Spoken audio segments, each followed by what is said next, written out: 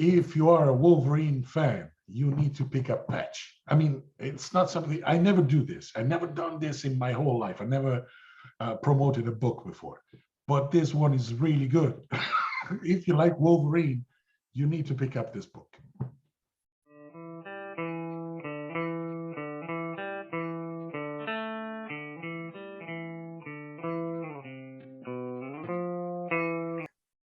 Welcome to the Comics Cube, everyone. I'm with Andrea Di Vito, and how are you? Fine, I'm fine. Thank you very much for this opportunity. This is going to be a lot of fun, I know. Thank you for coming on the show. The first question I ask everyone who comes on the show for the first time is, why do you love comics? Ha! That's $1 million question for me. It's actually tied to a childhood memory for me. I was very sick when I was a kid, and my father, to cheer me up, since I used to read Mickey Mouse comics, we had those in Italy at the time, he brought me the first Spider-Man comic of my life when I was sick in bed. And I read that issue, and I was completely in love with the medium, because since then I only thought that it was for kids. But those stories were more like an adventure, you know, with superheroes and stuff. So I was completely in love with the medium back then. And I kept reading comics, but I didn't decide that, you know, they were the most amazing thing in my life until I read Savage Sword of Conan by John Buscema. Yeah, I was 12 at the time. Question. Yeah. What was the Spider-Man comic? Do you remember? Yes, well, here in Italy, we used to publish them in a giant size. Okay. So it was an issue. I can't remember the exact number, but it was fighting the Kingpin on the cover. And the Kingpin was John Romita. firing a laser from his walking stick. John Romita Sr. John Romita Sr., man, the one and only. The one and only. Well, not the one and only John Romita. There's another John Romita. Well, yeah, one and only senior so far. And then Savage Sword of Conan. Sorry, I interrupted. Savage Sword of Conan from the first issue on, you know, first with Barry Windsor Smith, but the first issue that I read was actually one by John Buscema, and that was like, okay, no, this is it. This is the best thing in my life. I'm gonna cherish it forever. And from that moment on, I thought, I want to do this. I was 12-year-old. Like, I want to be like this guy drawing this stuff. Did you were you back then aware of inkers? No. Okay. Not at the time, no. So when I saw his work, it was actually being inked by Alfredo Alcala, which is another legend. He is the only inker that I know of that is able to do that kind of stuff. I don't know how he does it. He was able to reproduce the surface of a wet stone. I never saw anybody else do that kind of rendering before. And I thought it was a great match. I know that John wasn't John didn't of the same opinion at all. And he actually told me about it one day when I met him. Really? But yeah. It was an amazing day, that one, for me. But yeah, he told me that he liked to keep things really simple. So when he saw the over rendering that Alcala used to do on his pencils, he was like, oh my God, this is too much stuff. You know, I didn't intend it to be rendered like this. And he wasn't a big fan, but for me, it was amazing. I'm a Filipino, and I consider Alfredo Alcala the greatest Filipino artist ever. I agree with you. Yeah. The man is just, I don't know, I'm out of adjectives. I mean, his art is just eternal for me. You know, it's just so much craft into it, so much thought and passion and technique. The sheer amount of technique in that quill is just unimaginable for me. It's just amazing. Did you know he could do 40 pages a week? Yeah, I know. In that style. That's insane. I know. It's insane. It's insane. You know, I'm considered pretty fast, but I could never do that kind of stuff. Just penciling, I couldn't do 40 pages in a week. I don't think anyone can do that. You can work that fast. Right. Exactly. We both coughed at the same time. It's contagious. So Savage Sword of Conan, would you say John Buscema is your main influence? Yes, absolutely. He just he was the best for me. His page composition, layouts, the dynamic of his pencils, and the anatomies. I mean, he had so much. After a few years, when I started actually studying comics, I started seeing all the influences that built John Buscema's style, and I can tell that he just synthesized so many things that he was just able, with a few lines, to carry across so many movements and emotions and things that would require a lot of thinking and planning, but for him just came natural. And what he actually told me when I was able to meet him is that he developed his style trying to bring everything down to the basics. So his favorite pastime was sketching people. He would go to the library shop, or at a cafe. He would whip out a notebook and start sketching people. That's what he loved to do. And that activity actually taught him how to synthesize facial features, so that you would be able to express a character's personality with just a few traits. And that was very, very cool. That's basic for John. Yes, it is. Well, if you look at how he built his style, he would just he was able to draw a bad guy with a few lines, and you would know that that guy was as bad as it gets. Yes. Or a good guy, and that guy would be as good as it gets. So that's not a quality that many artists have. I mean, sometimes we have to over render things just to carry across some nuances and stuff, and he was able to do it just with the tilt of an eyelid or an eyebrow or the shape of a jawline. That's not something that many artists can do.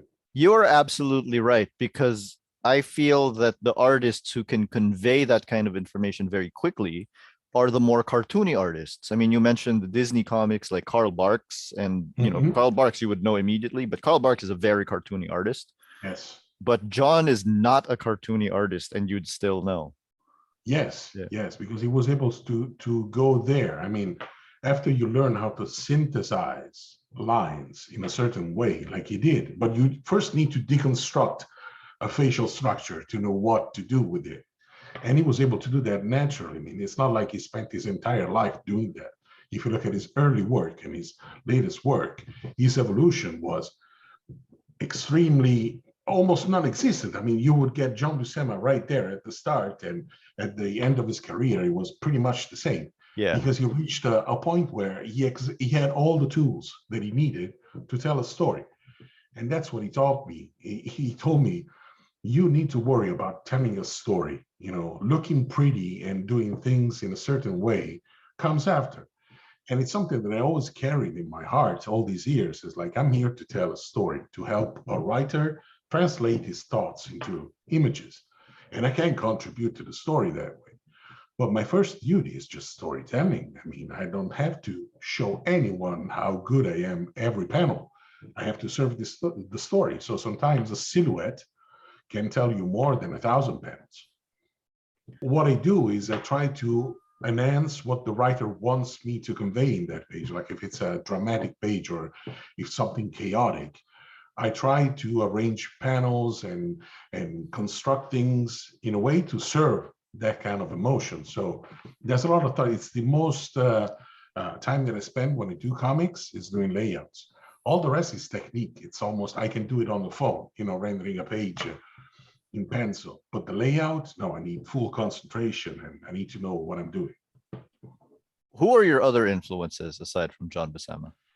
Oh, so many. Well, John Romita, Alan Davis, he's such an awesome artist, man. I don't know if he's retired these days, since I heard that he was thinking about retiring, but he just blew my mind with his Excalibur comics, and he's just amazing. Alan Davis is the one that I thought of when I first saw your work. Yeah. I mean, the elegance of those lines, everything looks so smooth and alive. You know what I mean? Yeah. He almost had no angles in his work, and the facial expressions and all kinds of stuff that he just brought, and he brought a sense of freshness to comics. And I think it's because of his European background, not to this, the US artists, but in Europe we have so many contaminations because there's a rich history for arts. So I could see even classic artists in Alan Davis. And after that, I mean, Jim Lee, he was another guy that just, he cracked comics open and all things came out. What else? Oh my God, so many, even to these days. I mean, I keep looking at stuff. I'm looking at what Pepe Larraz is doing Oh, so good. on the X-Men. Oh my So God, that good. guy is so good. It's unbelievable.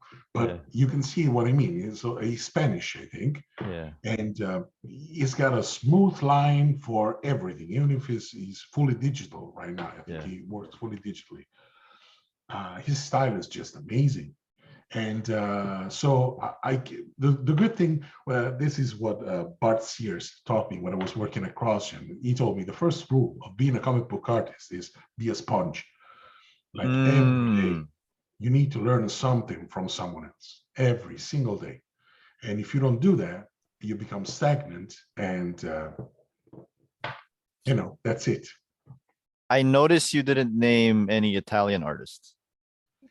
No, because I didn't grow up with Italian comics. Okay. We do some incredible comics here in Italy. You know, the Bonelli and Tex and Dylan Dog and all that stuff. But that's not the comics I read when I was a kid. I was a Marvel zombie since I was a child. So that was my influence, Did you follow John Buscema everywhere? Because my favorite, like, as great as his Conan is, I thought his storytelling was like up another level when he was doing Avengers with Roger Oh Stern. my God, yes. Yeah, because I was like the reading faces. It's just insane. And he would just say, I just copied Jack Kirby and I get away with it. But that was not the truth. I didn't know it. It was a joke. But yeah, no, I agree with you though. His Avengers run was on another level. But the thing that he liked to do was work on facial expressions and body language the most. He didn't care for the special effects or the flashy powers or that kind of stuff, but he loved to express stuff through body language most of all. So for everybody watching this who doesn't know who John Buscema is, John Buscema literally wrote the book on how to make Marvel comics, how to draw Marvel comics. How to draw comics the Marvel way. What was your first professional work? My first professional work was a little black and white story on an Italian magazine called Intrepido. It was a 10-page story, if I'm not mistaken. And I shared the art duties with an inker who was a friend of mine and a colleague from the comic book art school that we have in Rome, La Scuola Romana dei Fumetti. We were paid peanuts, basically, but we were so pumped because we were doing comics for a living. That's what we thought. But yeah, no, after that, I didn't do anything remarkable for a few years after that. And how did you get to CrossGen? That's a very interesting story. After a few years trying to find work here in Italy as a comic book artist, unsuccessfully because I was too American for the Italian market, I ended up gathering all the money that I had, and I went to San Diego Comic-Con to show my work to Marvel, DC, Image, and what have you. And I went there and I met Steve McNiven. He was in line next to me when we were showing our stuff to Marvel. We both had portfolio and we started talking, and neither of us got hired by Marvel or DC at that time because frankly, we were very, very green. But we both met Mark Alessi. Yeah. And he was looking for artists. And I was lucky enough that my English was at a good level, so I could translate what Alessi was saying to another Italian comic book artist, Claudio Castellini. And I was basically being a translator for them, going back and forth. Yeah. And the thing went on for a few months. So basically, Claudio got hired by CrossGen, and I kept translating for them on the phone. Meanwhile, I was sending my art. I kept going at it until they hired me as an intern. And I had to relocate to the United States. Florida, right? Yeah, Florida. It's very hot, very humid compared to Rome. But actually, when the first surprise, the biggest surprise was when I got there. I go into this huge studio. It was a beautiful setup, really huge. I get to this area, this cubicle. There was allowed. It was assigned to me, and I turned the corner. And who do I meet there? The other intern that they hired. It was Steve Steve McNiven. McNiven. So we just looked at each other. It was like, man, what the hell? What happened here? And we became friends. And now he's like a brother to me after all these years. It's amazing. It's amazing. It was a great start, and we both were very very lucky because we learned so much, so much. I mean, can you imagine being an apprentice under Bart Sears or Brendan Peterson, or we had so many artists that were so insanely talented over there. Jimmy Chung. I mean, our art just went from 1 to 10 in the span of 3 months, just because we were exposed to so much talent. Jimmy Chung back then was already really good, and Oh then my God. he Yes. got better. He got better. That's the insane part. We already thought that he was a monster, and he got even better than that. I think CrossGen is one of the biggest what ifs in comic book history. I feel like there was a real big opportunity there. Like, I agree. having been there, from your point of view, what do you think happened? What went wrong? Like, Too much, too fast. That's my opinion.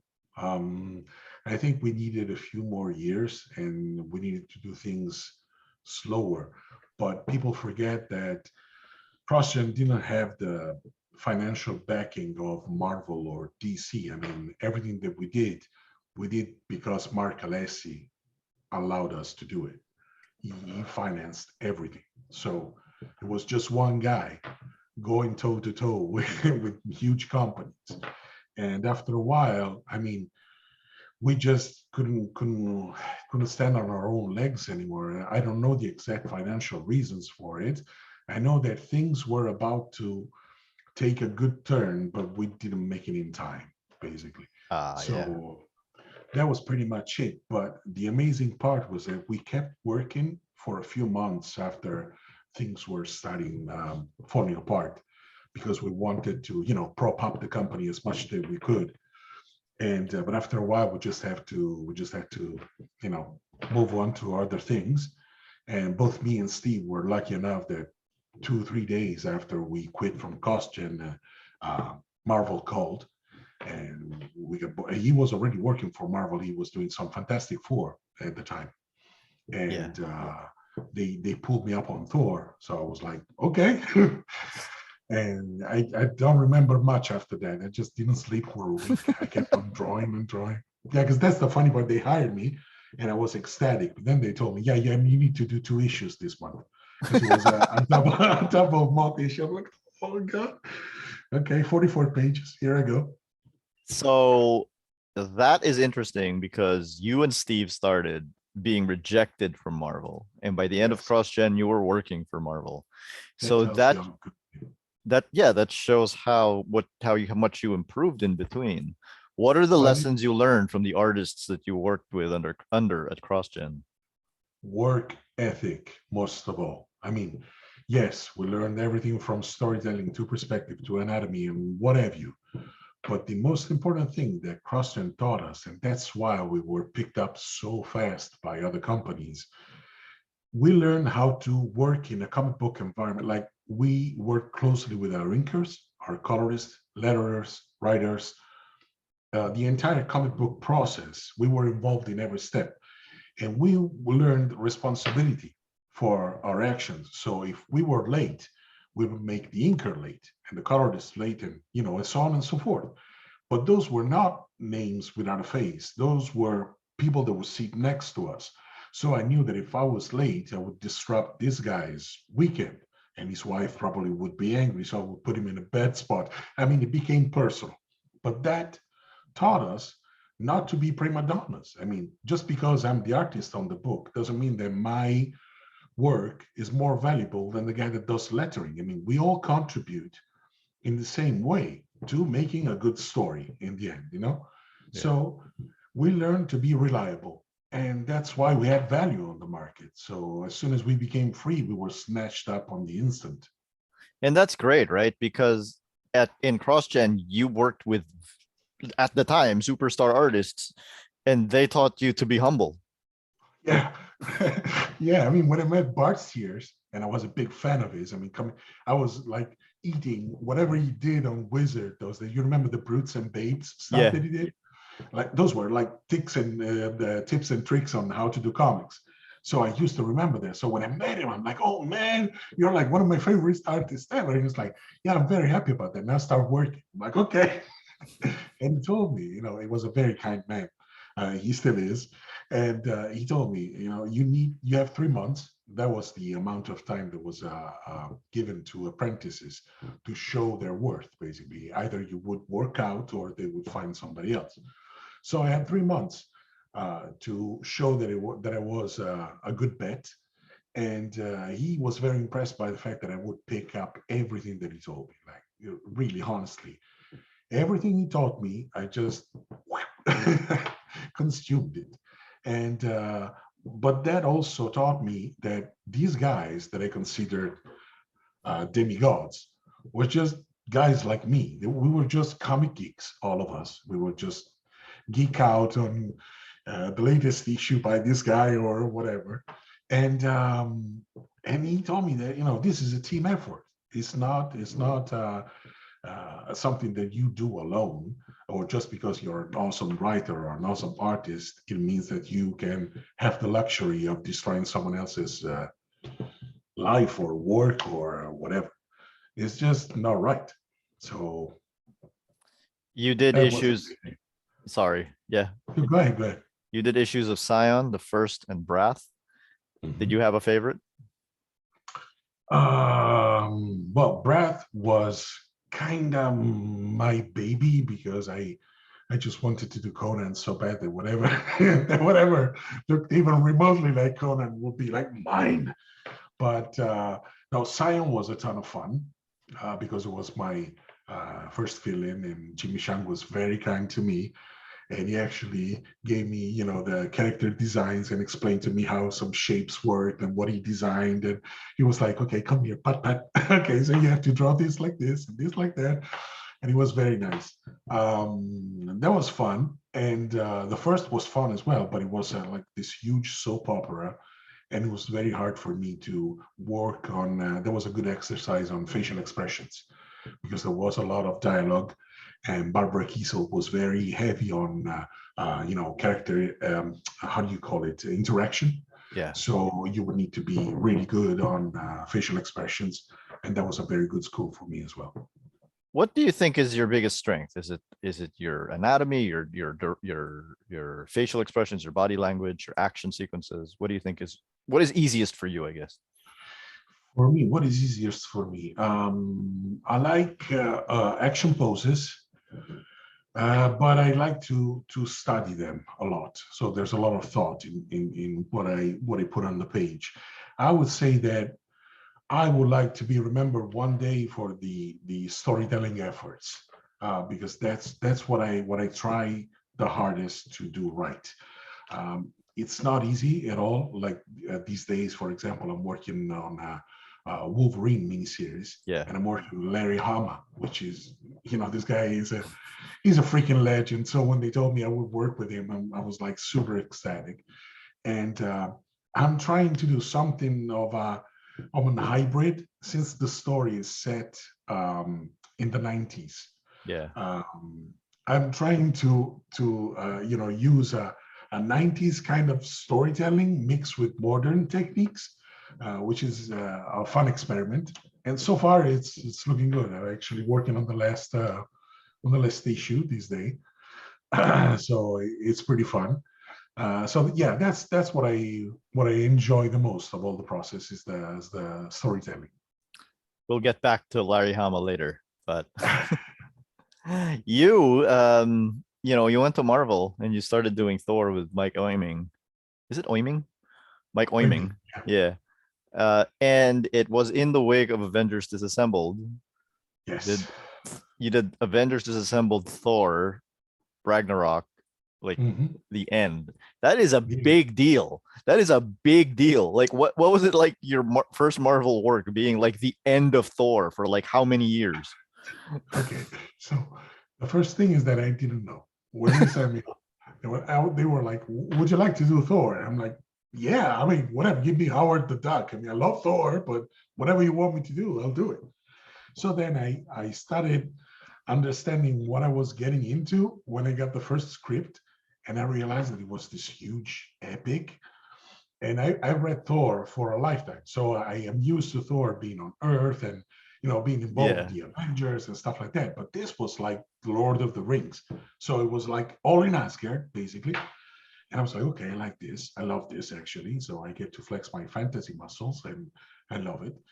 But the story changed shape in the middle of the run.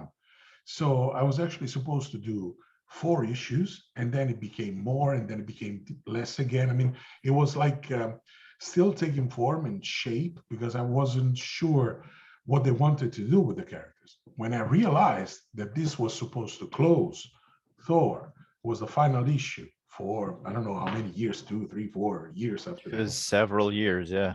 Yes, if it felt like well, I froze, to be honest with you. I mean, I was working on the third issue, and when I realized what happened, I was like, oh my god, what if I suck at this? Well, why if people, you know, blame me? And they go like, okay, so you close down Thor and you put this sucky guy on it. So I actually got stage fright for a while. It took me a couple of weeks to realize what was going on. But then I also realized that it was a love letter. I mean, Yeah. when you read that story and what Mike wrote, that is like the hugest I love you that was ever written for Thor in the Marvel history. Everything is there. Don Blake is in there. Beta Ray Bill is in there. Surtur, and it's such a huge, epic story that I just feel honored, humbled to have been given the chance to do it. I mean, still can't believe it. That was my Yeah. first Marvel gig. Not bad. So even after working with, all of these superstar artists and writers in CrossGen, working at Marvel is still like the big stage, right? It is the big stage. It doesn't get any bigger than that. I mean, for me, I grew up Yeah. with those characters, and I learned to love every country has their own comic book history. In Europe, in France, you have certain things. In England, you have other things. And but for me, those guys, those heroes, those were my childhood heroes. So being able to finally play with those toys after so many years, is still the best to this day. Still the best that can happen to me. Is Thor your favorite Marvel hero? It's a contest, actually. Who is My it? favorite of all time is the Thing, Penguin Oh, from the Fantastic Four. Yeah, yeah. because it was different. For the first time in my life, I was exposed to a hero that wasn't beautiful. He wasn't tall. He wasn't, a cool guy, or he looked good in spandex. This guy was a pile of orange rocks. But He's right behind you too. yeah, he's behind. I know. But he had a lot of character, a lot of things that I liked in a person. So I just instantly loved that character. It was different. That's the Yeah. thing. When you can invent a character that looks so different from all others and still get that kind of love and affection from readers, you struck gold. I mean, Jack Kirby struck gold with that one. Yeah. He's clearly the best character in Fantastic Four, right? Yeah. Oh man, no contest. I just assumed that it was Thor because like you're a big John Buscema fan. It is. I mean, Thor is also one of my favorites, but Yeah. you have to understand. I mean, after a while, you just start to love those characters as a one huge family, Hmm. and you can say, "Okay, I love that guy, but I also love that guy for many reasons." Like um, on the cosmic side of things, for me, one of the best is Warlock, but because of Jim Starlin, because of what he did with the character. So some characters just get they just get a special folder, in my imagination, because they become dear to me for one reason, Yeah. for one story, for one moment, And so there are many favorites. The Thing is just on top of the list. That's all. You had this one double page spread in Disassembled, which is every Thor character ever, and that was amazing. I just want to say. Thank you very much. There was a very moving moment for me drawing that page. What was it like working on the other Thor, Beta Ray Bill, Stormbreaker? And why do you think, as loved as Beta Ray Bill is, he never really gets his own series? Because, fans love him. Yeah. Yeah, but so what's up with that? But I think that's part of the reason why. I mean, they love him because he's special. He's like that character that is never overexposed, that just pops in, after a few years. You get a miniseries here, guest starring there, or he's part of a huge saga here and there. But I think that there's still, he's still so alien, like we said before. His looks are so different from all the rest. That's what makes him special. The guy has a horse face, for Christ's sake, and still people just loved him because they weren't expecting something so ugly to be as brave and as honorful and even a little stronger than Thor. I mean, the guy just beat Thor to get Mjolnir, so props to him. But I think that the fact that he's not used so much and he's not being forced into different boxes, he's staying there. He's a cosmic character. He's not forced to be part of, I don't know, West Coast Avengers or something like that. He's a special character. The important thing is the character is amazing for many reasons. But the reason why he hasn't been used by Marvel so much is because he's a special character. He needs to be used in special moments, or he's going to lose that status that he has. I'm actually glad that they haven't used him or forced him into a West Coast Avengers kind of team or something like that, because you need to be respectful of those characters that are made in that particular way. When Walter Simonson created him, he just put a mark at a certain point in time on that book. And you need to be respectful of that. There are some things in the Marvel history that you need to be very, very careful on how you use them, on why you use them. And I'm very glad that they're being respectful of the character and not overusing him just because it looks cool and he's the horse alien that could be Thor. You of course also worked on Nova. Mm-hmm. Oh yeah. That's a different that's a different character because he's younger and he's human, but it's still set in space. And of course you worked on Annihilation. Do you think they went to you for space stuff like by default, or? No, I think that they were looking for what they actually told me when they offered me Annihilation. I was still doing the Thing. And they told me, look, we're closing down the Thing with issue 8, I think, because it's not selling as well as it should. But we want you to work, on this cosmic saga. And I was like, I would love to, finish my run on the Thing first. And they were like, no, I'm not going to do things that are overlapping. So you need to make a choice. And Tom Brevoort, told me, you're being crazy. Just, go do the other thing. It's going to sell more copies. Okay, so I get there. And there are a ton of things to draw, like millions and millions of bugs and spaceships. And I spoke to the editor, Andy Schmidt, who then became my good friend. I told him, dude, this thing is huge. It's very complicated. Why me? Like, oh, because your work on Thor has been so busy with, big action scenes with so many people. You can handle it, if you say so. So I guess it came down to the fact that I could draw many things really fast. That is incredible though, right? Because that is an honor to be able to do that. Yeah, well, there are not many people that can do that. With that kind of rhythm, because that's the other thing. People don't know how fast we need to go with things sometimes.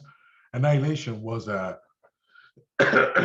some kind of roller coaster because working with Kit Giffen was very different. I don't know how to tell you this. When you're working with somebody that can draw, Mm. things all of a sudden become easier on one side and more complicated on the other. Because one, you cannot take any shortcuts because the guy will know. Second, you just cannot lose face. So you need to up your game because you're working with a good artist, really good artist. And that actually motivated me. And he was very cool on throughout the whole series. He at one point we started working on plots instead of scripts because he knew that I could handle the storytelling in a satisfactory manner. So he could tell me, we need to do this big scene here with all the Kree fighting the scrolls and stuff like that. So I'm like, okay, let's do it. We can do it this way or this way. It was more of a cooperation than just this is the script, do as it says. But yeah, at one point I was worried that I would be used just for cosmic projects. But after that, no, I wasn't worried anymore. I mean, I still did Nova after Annihilation and stuff, but they actually told me, no, we consider you an artist that can do a broad spectrum of things, so you're not going to be cornered in the cosmic side of Marvel Comics. And of course, now you're working on Patch with Larry Hama. Yet another John Buscema. Yet another. I don't know what's going on here. It's an honor. It really is an honor in this case. So what is it like going back to that time period? It brings me back to when I was reading comics like a madman. It brings me back to a time where, it's probably my favorite incarnation of Wolverine because he was alone. He had no rules. He was just there, forgotten by everyone and everything in Madripoor. And those adventures for me had a very Raiders of the Lost Ark, Indiana Jones kind of quality that I always loved. And the character could cut loose, like when he didn't have all the other X-Men around to being able to help him with their powers, or when it was just him, Logan, trying to, survive in Madripoor. A very treacherous place, by the way. Yeah. And when they told me that I would do this story, I was just ecstatic. One, because I was about to work with Larry Hama. The second thing was my favorite setting. I mean, I started studying not only the comics, but I actually started studying how jungles were made, and because it was a setting that I didn't use for a long time. So it was a very good exercise. I got to create new characters that I hope are going to be resonating with the public. And it's one hell of a ride. I mean, I was afraid that they would give me I don't want to say watered down version of Wolverine, but since Disney took over Marvel, some things changed. Yeah. And some for the bad, some for the good. But for Wolverine, I mean, that's a character that you don't have many angles to play him with. He's made for one purpose and one purpose alone. The guy is a berserker, an immortal berserker with an adamantium claws. Lethal claws coming out of his hands. You cannot have the guy fight robots all the time. You know what I mean? So when they told me, no, don't worry about it. It's going to be set in the 90s. It's like we made a few issues in between the start of Larry Hama's run back in the 90s on Wolverine. And I was like, whoa, okay, so I get to do something that brings me back to my favorite era, my favorite time, with one of my favorite characters. I'm on. I mean, I just couldn't believe it. And I didn't expect it to be such a good story, to be honest.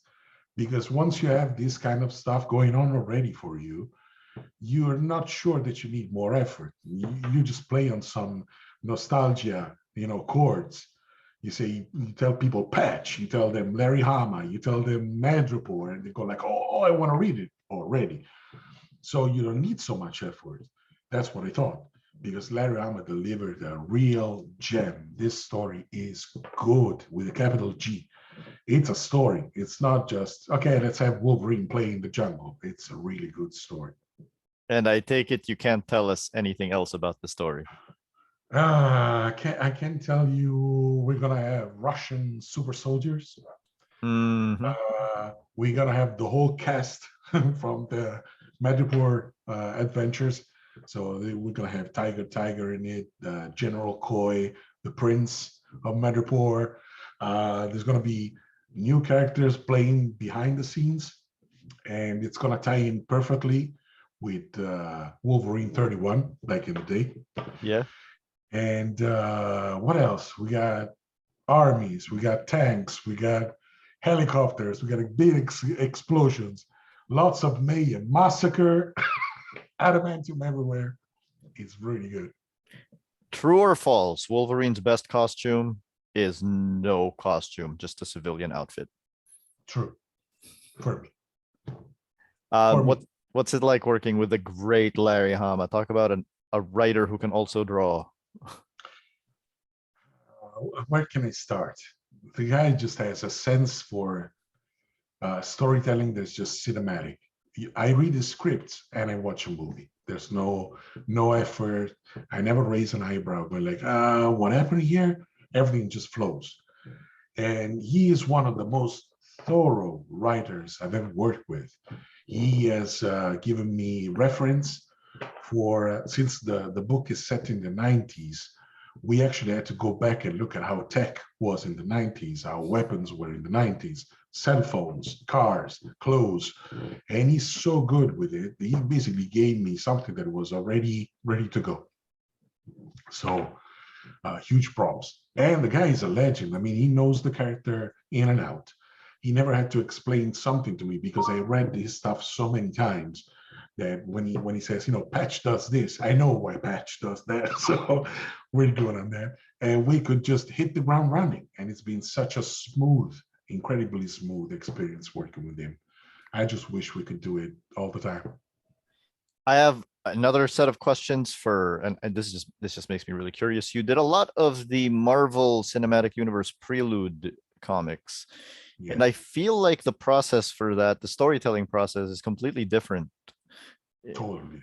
Like, is it let me try to guess how it works. Is it more about getting the highlights of the movie in there rather than telling the story? Yeah, you nailed it. I mean, those preludes are yes, they are preludes, but if you look at them, they're more like it's more like they're trying to resonate the movie in a different medium. And for me, it's so weird to work on those things. I mean, on one side, they're really cool because you get to do stuff that you saw in a movie. So it's pretty cool. But they're also tricky because you cannot, for example, use the actor's likeness. So you have to use your own way of drawing, but mixing it in with things that are actually created in the real world. Like, for example, the costumes on the superheroes. Some of them are so intricate to replicate with just a pencil that they are like a sure way to get a headache. But staying on the story side, they're not meant to lead into anything but the movie. So it's a different way of storytelling. First, you always have an open ending because it leads into the movie.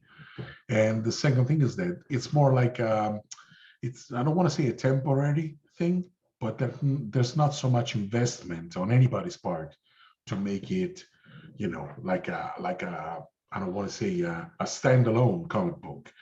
It's something of a hybrid. I don't know how to describe it, but for me, it's not a fully fledged comic book. You know what I mean? Yeah. Is that because you've worked on a bunch of those? Is that something that you seek after, or? that you go after, Mm. or do you just get assigned No, to it? no, no.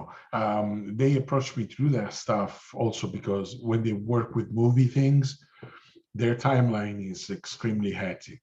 So they look for fast people, reliable, and they can deliver, a decent comic in a short amount of time. But it's not like I look for them on purpose. For what I look for is the miniseries. I love to do those more than a series, actually, because I can concentrate my efforts in a story that has a beginning and an end. And it's a compact thing. It's its own world. And I get to say my own, I get to say things with my own voice, which is good. Do you think that a reason that you like miniseries more than series is because of what happened with the thing where it just got canceled? And Yeah, I hate it when that happens because I was invested in that project so much. I mean, I love the character to the bone. And I was having so much fun working with Dan Slott. I mean, I was chuckling reading the scripts. I was just having fun coming up with characters that were so absurd that I would laugh while drawing them, like Cauldron or, I don't remember the guy at the horse track, but it was just a pure labor of love for me. And when they told me it was canceled, it was like somebody pulled the rug under my feet. I was just not prepared for it because it was like, I'm having so much fun. People must have the same fun. And it wasn't like that. So Dan is like one of the funniest writers I've ever read. He's amazing. He's another guy that works the old Marvel way. He gives you a plot, not a script, if he trusts you. And he has the pulse of so many characters that it's ridiculous. Yeah, he gets what makes one character special, right? See, yeah, he knows how to make them tick. When he writes the thing, that's the thing. He speaks with the thing's voice. And Spider-Man, it's the same thing. But because he's a very passionate writer, you can tell that he cares about the characters. He wants to tell stories. He's very vested into everything that he does. Out of everything that you've worked on, which one did you enjoy working on the most? That's a tough question. I would say on a purely career kind of thing, I would say Annihilation was a turning point for me because it was a huge responsibility. But as let's say as a labor of love, it's the thing because I just had so much fun on that book. It was insane. That and War Hulk X-Men. It was just a brawl. Who doesn't love drawing brawls between superheroes? Why don't you ink your own work anymore? I'm actually about to. One was a time issue. Another was because I'm still experimenting with things and now I'm comfortable.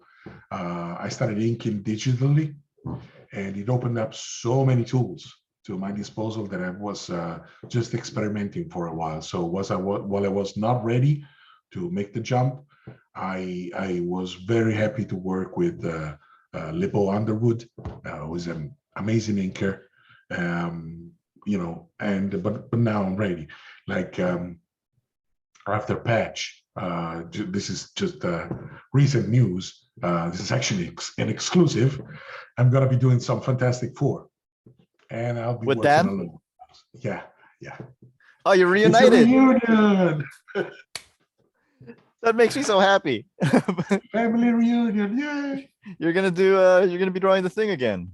Yeah, man. It's really cool. Very cool. Very cool. If Marvel told you could work on any title that you haven't worked on yet, or I guess will work on already, what would you pick? What would I pick? I would love to do probably a Warlock miniseries, but it would have to be the old Warlock, like the 70s Warlock, the one with the huge, psychological dramas and existential problems and all kinds of stuff. Either that or I would love to do Inhumans. Yeah, those characters visually, they're just really tasty, and Lockjaw. Yeah. I mean, Black Bolt's costume has not changed in 50 years. That's the mark of a really good costume. Yeah. I mean, so some things you don't need to mess with, like Spider-Man's costume, Black Bolt's costume. You know, some things are just perfect the way they are. You don't need to touch them. And those are iconic lines, like those bolts on the chest and everything, the wings, and that's just perfection. Which writer that you haven't worked with would you like to work with? It's a tough question. There are so many good writers out there. You can name more than one. Yeah, you can name more than one. Well, I have worked with a lot of good writers, so you know.